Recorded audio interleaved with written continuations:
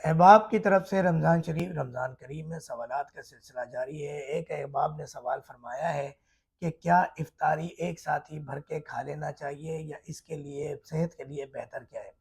देखिए, सेहत के लिए तो बेहतर ये है कि आप 1, 3 या 5 या 7 खजूर खा लें और साथ में आप दूध पी लें 1 कप।